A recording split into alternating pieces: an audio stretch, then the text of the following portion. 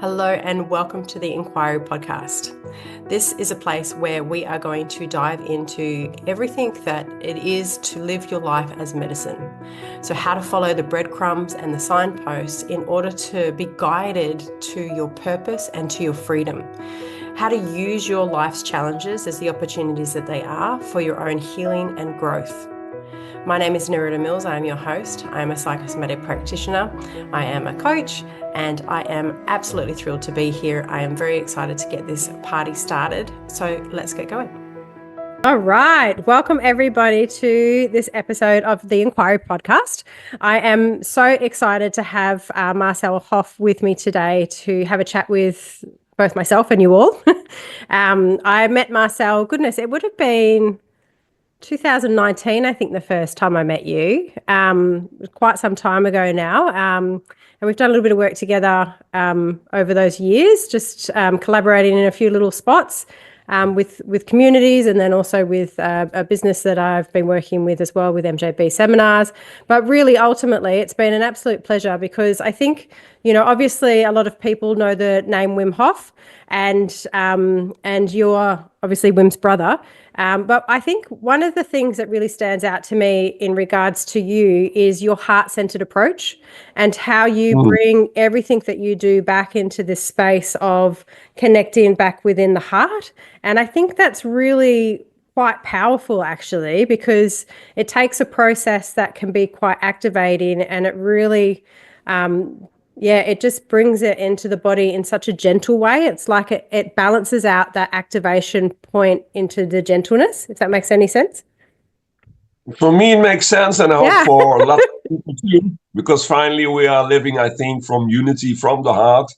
So I think then really life makes sense because you feel all your senses again, your own bodily process, your mental processes. So living from the heart is, for me, living from the unity we are.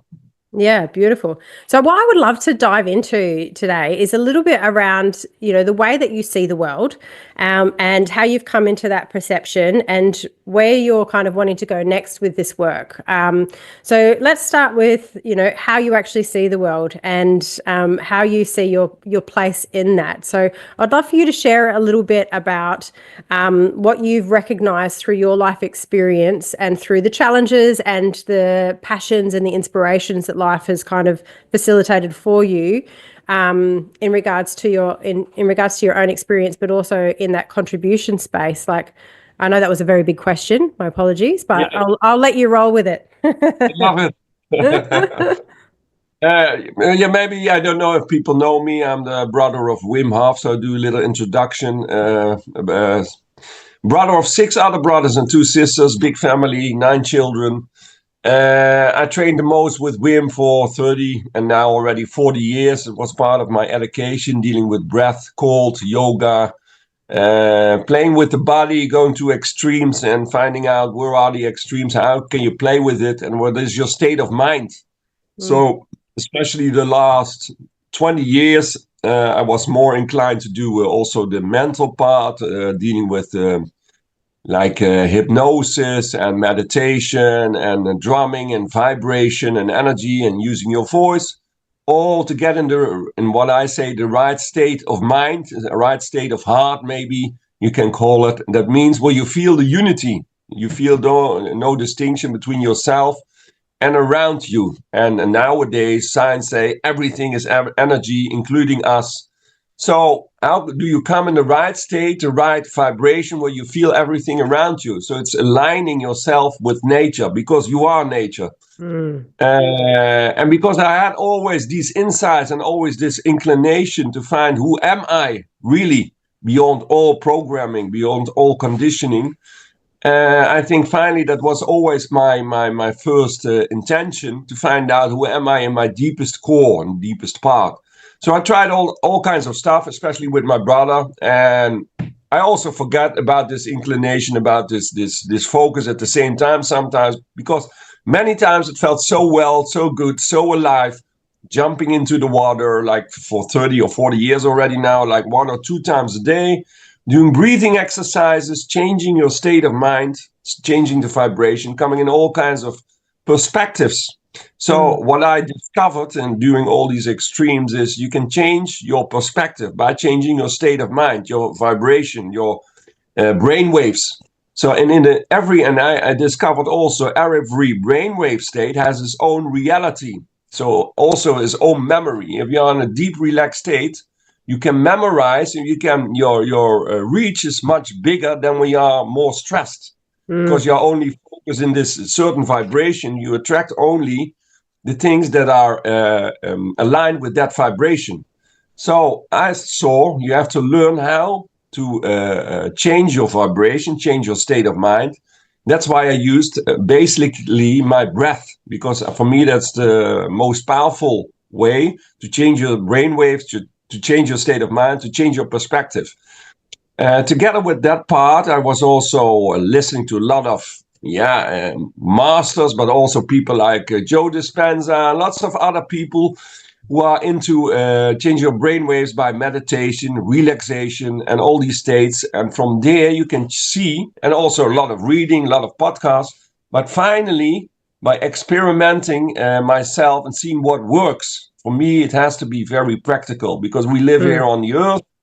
You have to deal with circumstances. How can you manipulate in a good way these circumstances that are more aligned? So how do you attract what you want? It has all you, and that is energy, and to create the right state of mind, the right state of vibration, because that is a natural law, is a universal law. 100%. If you send out, what you send out, you get in. Yeah. So the basic of my whole teaching, and finally the teaching is who you are and who we all are. I think, I feel from the heart, is this unity, because there we all recognize that part that we are love itself in its final, or consciousness itself, or in the witnessing position. We are this space. And I think one of the most important parts, especially also like you are living in Australia, the Aboriginal are sometimes talking about this being the space, this absolute listening.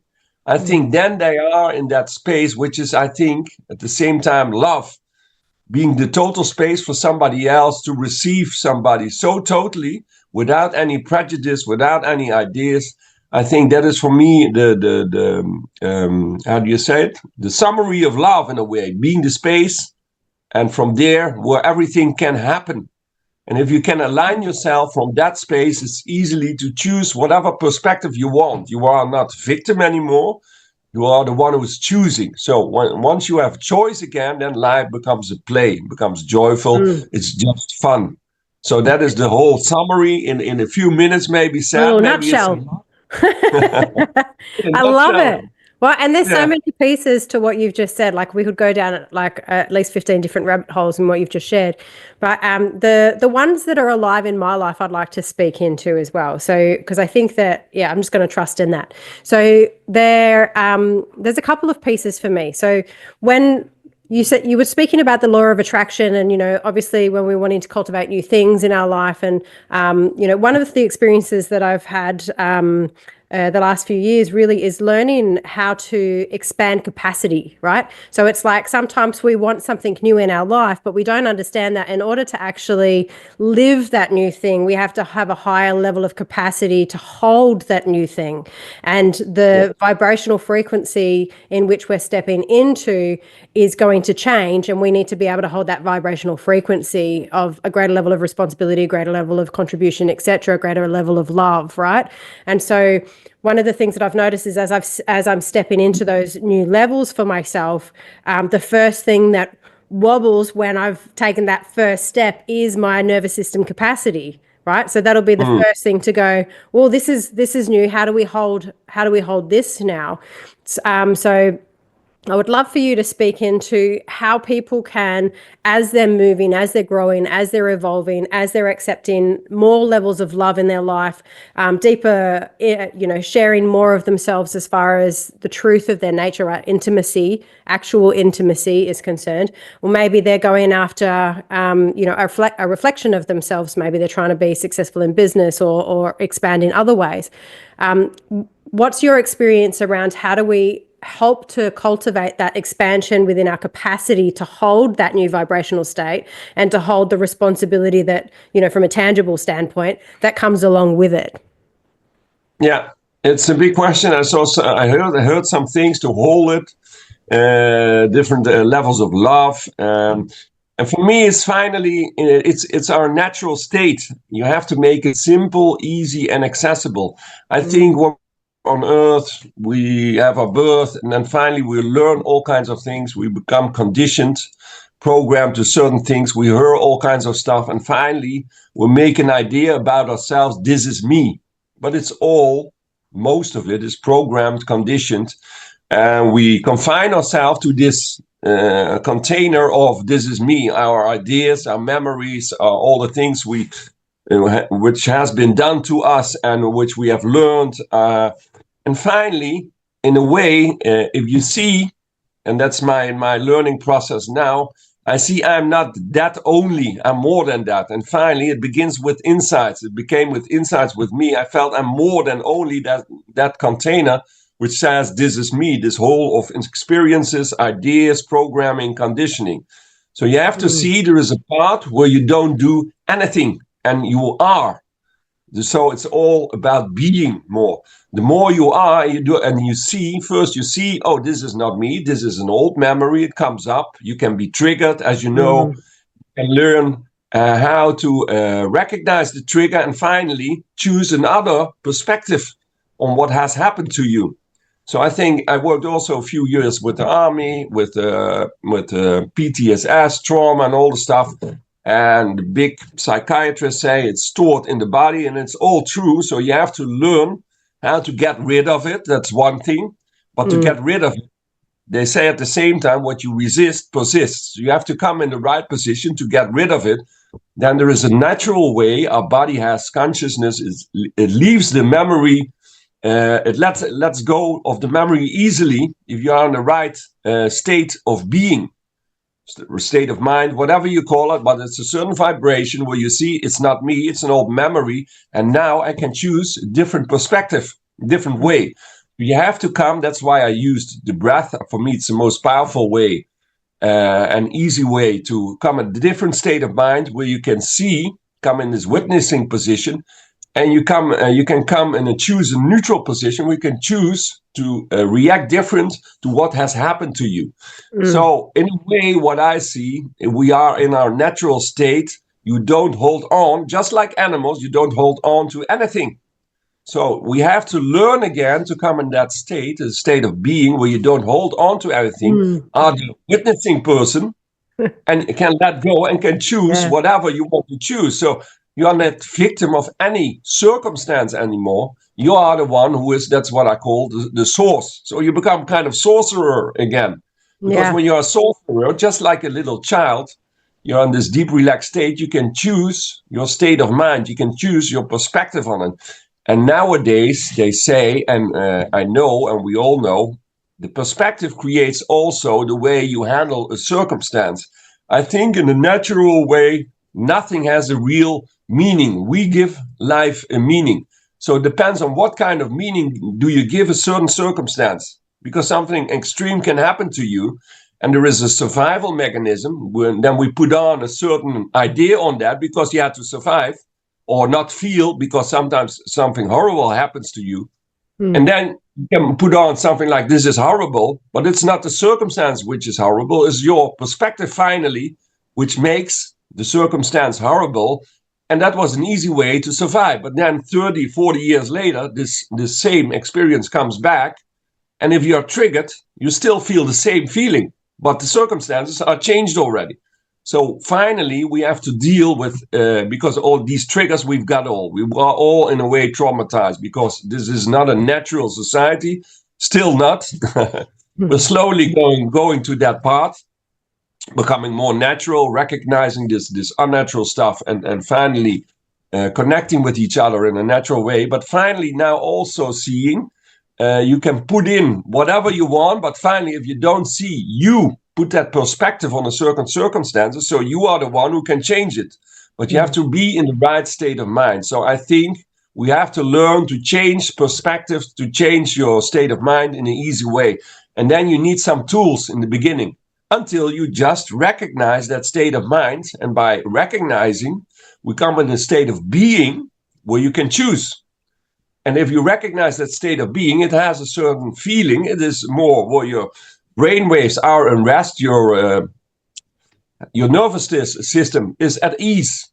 Then you have got choice again. So you have to recognize. And the more you recognize it, the more it becomes part of you again, which is you, because there you are in a neutral position. Then you can choose a different perspective.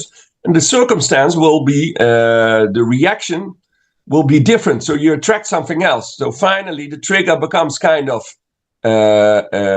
neutral again. And from there, you can choose a different perspective. And that's the beauty. I always bring with the breathing exercises what I see. People can finally feel this very relaxed state again. And you can see it on the brain waves. There's a lot of research going on it. People come in this deep relaxed state, theta, sometimes even delta, very relaxed. You can choose a different perspective, and then the outcome becomes different. So I totally forgot about the question again. No, great answer, whatever it was. But finally, I'm always react intuitively, because that is from a state of being where you see. Yeah. We are learned to do all kinds of things, but we have to, in a way, unlearn again and see that we at a certain moment choose certain reactions, programming and conditioning is going on. We have to make conscious, which is unconscious again in a way. And finally, recognize ourselves again in this deep, relaxed state. It makes sense to me. And like, bringing it back to that, the conversation around capacity, it's sort of like what I'm hearing you say is the fastest pathway to come back into that relaxed state within growth is to let go of the construct that we have around, the belief systems. Who am I? What is the world? What is possible? If we can just let go of that and just be in what we're actually in and be present in whatever it is that we're experiencing, there is no capacity. It's endless. It's literally full of that spaciousness that you're talking about. Yeah, and then in a responsibility you are talking about, then the ability to respond in a different way. Yeah, and that is a real responsibility, radical responsibility. You can choose a different response. And if you cannot do that, you are already in a certain identification. So you are already in this circle, but you have to step out of the circle. So first, there is the acknowledgement, this is not me. It's a reaction I had maybe already 10 or 20 or 30 years. So it becomes like familiar, and you think you are that, but you honor that. That's a reaction. That's something you do. Yeah. So you have to see that you're doing something already, and it maybe became automatic. So it's first you have to acknowledge, and then you can become conscious of it, and then you can see and choose a different reaction. So that you have the way you have to train or untrain in a way your automatic behavior. And when you say train, like for somebody who is new to this process, or they might find themselves, maybe they've been doing it for a while, but they're finding themselves stuck in it again, right? Because we go through these cycles with it. So what do you feel like is a good tool to use to be able to come into that state of awareness of the constraint that is being put on, or the limitation that we've accepted? Yeah, as I said, I think breath is a very powerful way, because it's physical. So it brings you in a deeper state of mind. If you breathe deeply and you hold your breath and all that stuff, you come in this deep, relaxed state, even when you try to resist it. So I think breath with the right instructions, and like leading somebody with the hand, it feels almost being the space for these people. Then you can take them to this deeper relaxed state. And then it's like the bridge between one state of mind to another state of mind, this deeper relaxed state, which is our more natural state, because we live in an unnatural society, a lot of information, over informed, so much going on. So we are almost, or many times, in a kind of survival state, especially in the Western world. Absolutely. Always busy with future or past. So we have to come in this deep relaxed state where you are at ease with whatever is happening. So to bring people in that state, you can use breath. You can use also physical exercise, because as we know, the tension is in the body. So to bring people in that relaxed state, using breath, using somatic work, using the voice and intention, vibration, you've got a synergy, which all creates like a certain vibration, which we recognize because we are human beings. We have got consciousness, so we recognize a deep, relaxed state. That's in a way attractive. If people see somebody, that's the beauty when we connect. You can feel that person knows something. There's a certain vibration which is attractive because that's the heart. That's the loving part where you can embrace and love every part of life. So if you can create a place of trust, so we need that place of trust, because if you don't trust it, you don't do it. So we have to create first this place of trust. You have to connect with somebody. And if people can trust you, you can lead them to this deeper, relaxed state. Even them without knowing what are we going to do exactly. That's the mind. The mind wants always to have control. Yeah. The deeper control, which is from the heart, which is trust. Because we are connected, and that energy, the place of energy where everything is natural. It's not always the mind. You can call it a higher mind, you can call it a higher order, but there is also absolute trust. But it's the way of how energy works. There you attract naturally what you send out.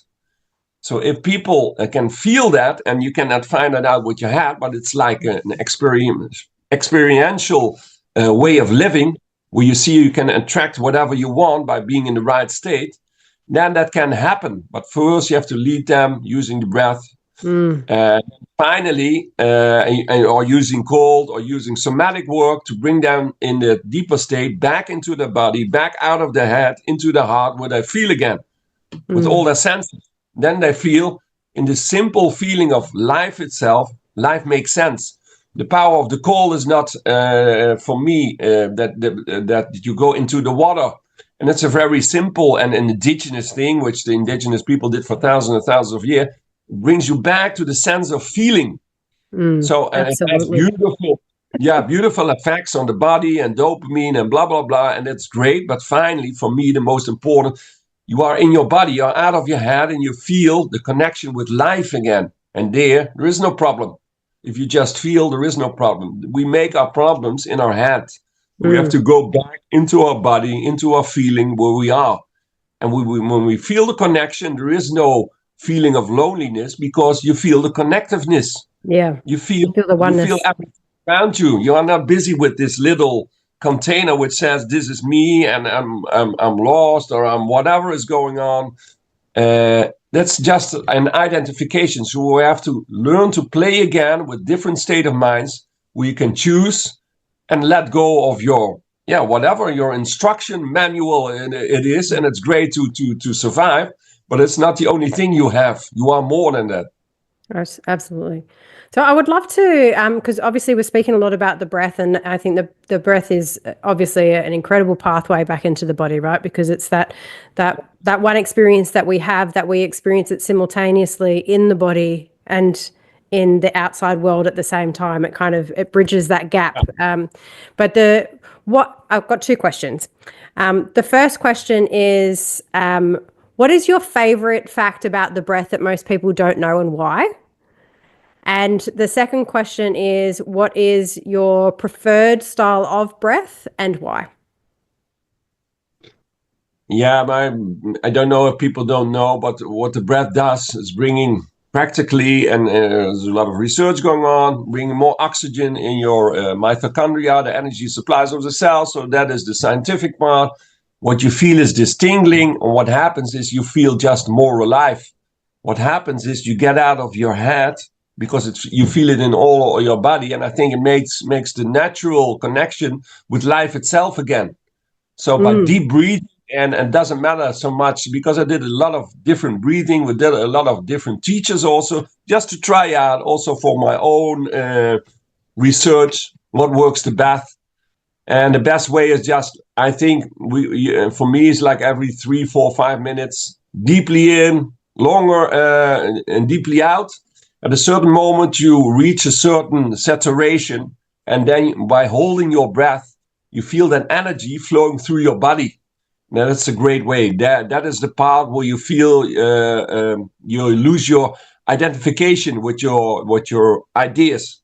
Instead of busy with all ideas in your head, you feel your body more. And I think that's the most powerful part. So that was the first part of the question. The second was, or what kind of breath is my favorite? Mm-hmm. I think sometimes I do this long breath, like 30, 40 minutes, a very easy breath. And I don't know, sometimes it's now my favorite. It changes. Sure. It's a very easy breath. You can do it through the nose or through the mouth. It's deeply in, deeply out, but keep on going like 30 or 45 minutes. And best in the beginning to do it with somebody leading you and holding the space. And at the end, holding. Because it's a very powerful and gentle way, just taking deeper breaths than normal. And if you do that a long time for 30 or 40 minutes, you come in this deep relaxed state. Your mind slows down, so you come in theta, and it's beautiful to stay in that state between sleeping and waking. We are awake, but also like very relaxed, and that is the best way to create in that state, because there everything is fluid. Your thoughts are fluid, your ideas are fluid. You can play with all kinds of ideas. You don't feel stuck because it's fluid. It goes all pathways, all ways, and you can choose the different ideas, it becomes very playful. So you do the breath, you come in this playful state of mind, and then you can combine it with also creating. What do you want to create?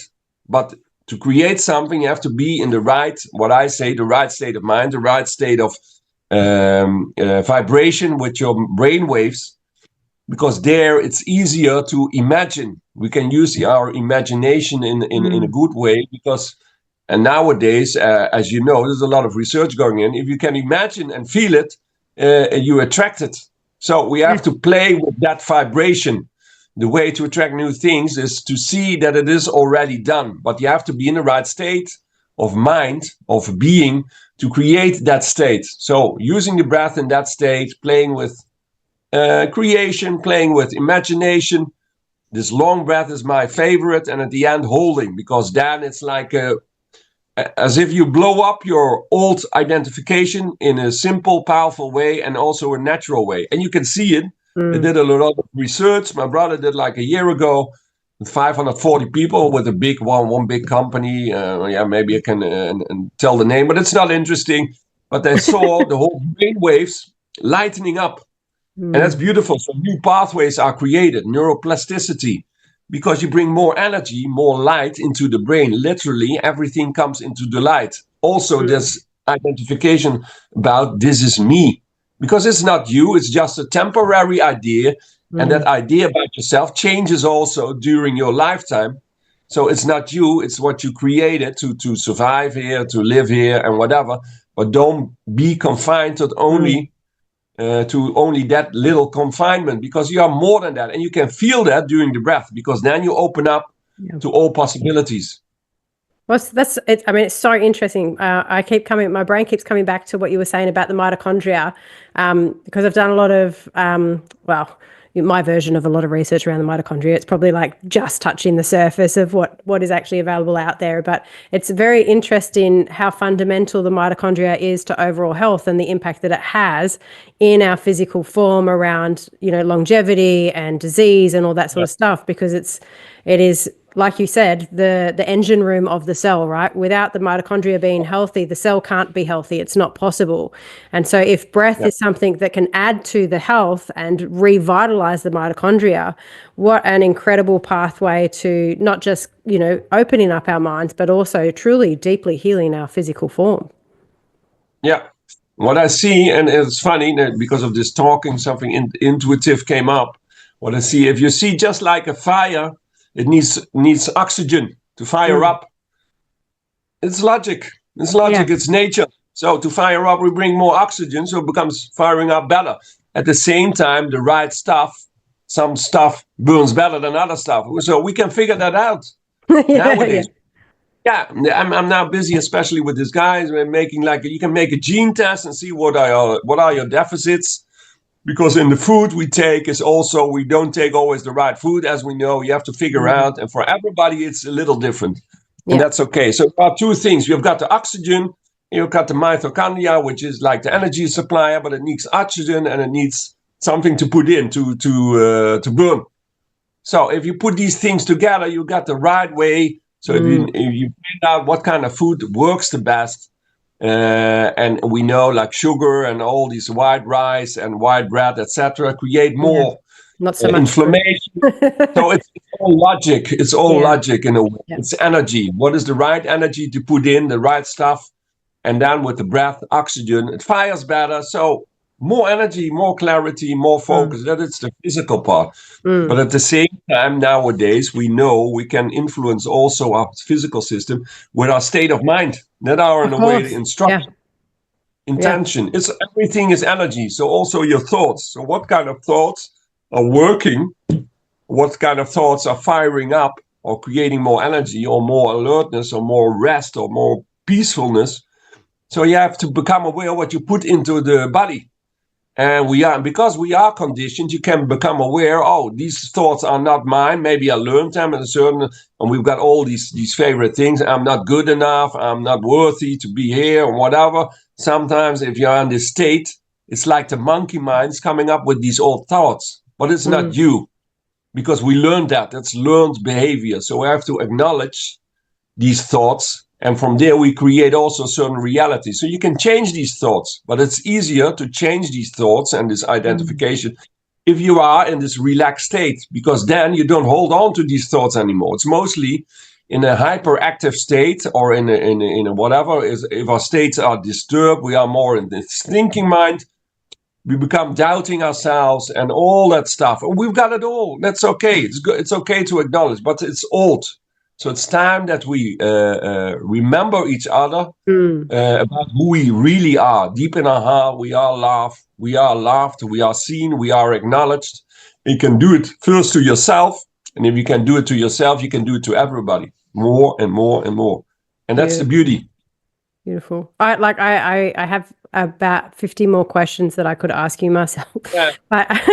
And we could keep having this conversation, but I'm mindful of time. But I do want to know, what is next for you? Like, where to from here? So based on everything that you've experienced, everything that you've learned, and who you have become in that process, where do you want to really be spending more of your time, your energy, and your output in this world? And I guess how can people get on board with that? How can they get involved with you?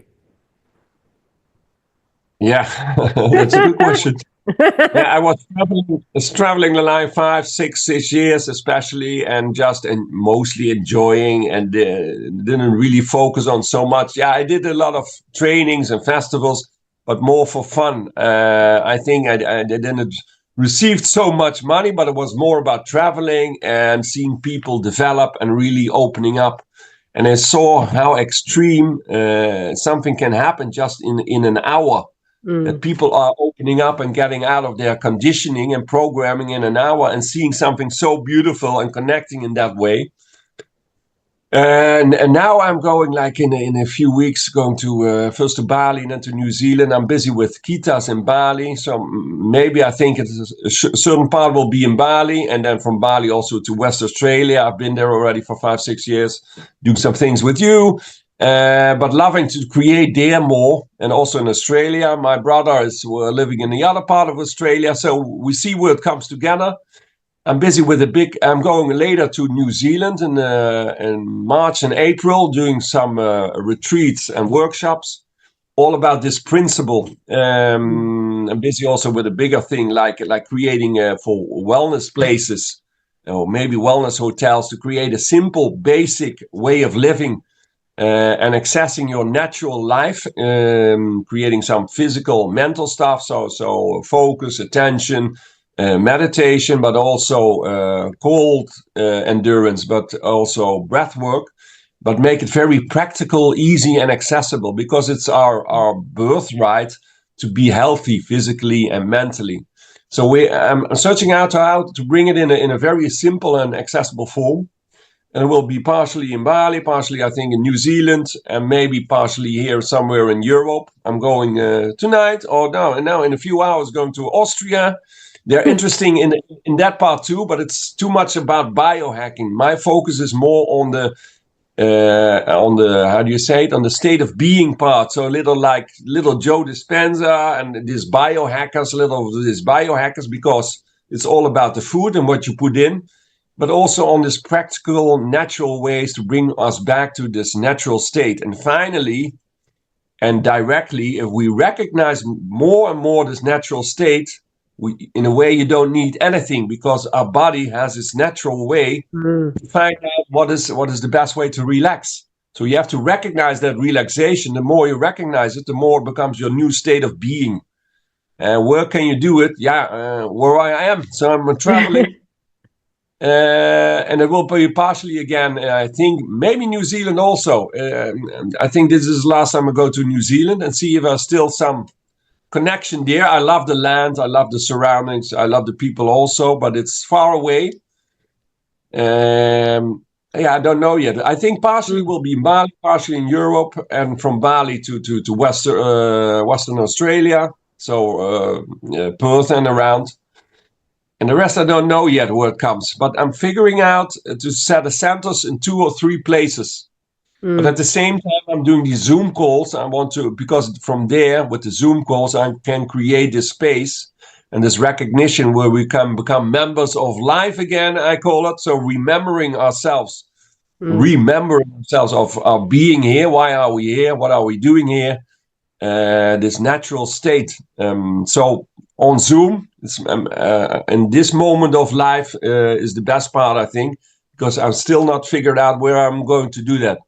Yeah, well, I love that you're allowing for that to unfold, though, to be honest. I think that it really speaks to the fact that you live what you're talking about, and allow for that. There's no control on how it needs to look like. You've got an idea around kind of, what you want to bring and what you want to be spending your time and your energy in. And then it's sort of like, let God play its hand. see what happens. Absolutely. Yeah, absolutely like this. I give it over. I feel already the feeling I want to settle in 2 or 3 places. I'm now traveling too much. I was 8 months last year traveling, and you go 2 weeks there and 3 weeks there. I feel to create something and to make it bigger, I have to be a long time at certain places. It will be in 2 or 3 places. Where exactly? That's what I'm figuring out now. Not from the mind, from the heart. I just feel into it and see what happens. That's beautiful. I love that. Well, please do send through any links that people can jump on and, make sure that they're staying abreast with what's going on, and how to get involved with those Zoom calls and things like that. And I'll certainly put that in the show notes for everybody. I just want to say a massive thank you so much for your time, Marcel. I'm very much looking forward to when you're coming to Perth, and, let's see what we can create together in that scope when that happens. But in the meantime, I just really want to honor you for sharing your wisdom and for, doing the thing. Like, it's, even though I think it comes second nature to you now to get in the cold water and to do the breath all of the time, I'm sure there's been times in your life where that's been something that you've had to really consciously choose for yourself, and to push past your own perceived limitations and things like that. So, thank you for doing that work. And I think, that's one of my favorite things, do the work now so you can thank yourself later. Well, Sam, absolutely. Yeah, I did it finally first for myself, because or you can make other people conscious, happy, or whatever you want to exhibit. You have to do it first to yourself. That is the self-love. But if you love yourself, you love everybody, because in a way we are, in a deepest part, the same. So from there, you can live from example and just show what you are doing. It's just as simple like, this is what I did. Here is the gift. Try it out. If it is something for you, beautiful. And if not, do your own thing. It's all yeah. I love that. Well, thank you so much, and I'd love to hear from you guys. What your biggest takeaway has been from this podcast. I'm sure there's going to be paragraphs and paragraphs. But finally, thank you so much again, Marcel, and I look forward to speaking to you soon, mate. Me too. Love to co-create. See you soon. Thank you, Nerida. Okay, so that's it from us. Thank you so much for joining us. It has been my pleasure to have you here, and I just want to acknowledge you for spending the time to explore how to have more influence on your own life and be able to create the life that it is that you love. If you'd like to take this work further, you can do so by jumping onto my website at www.neridamills.com/masterclass and join me for my upcoming free 4-week masterclass, Time to Thrive, how to utilize your life as medicine to thrive. That's it from us. Thank you so much, and have a wonderful day.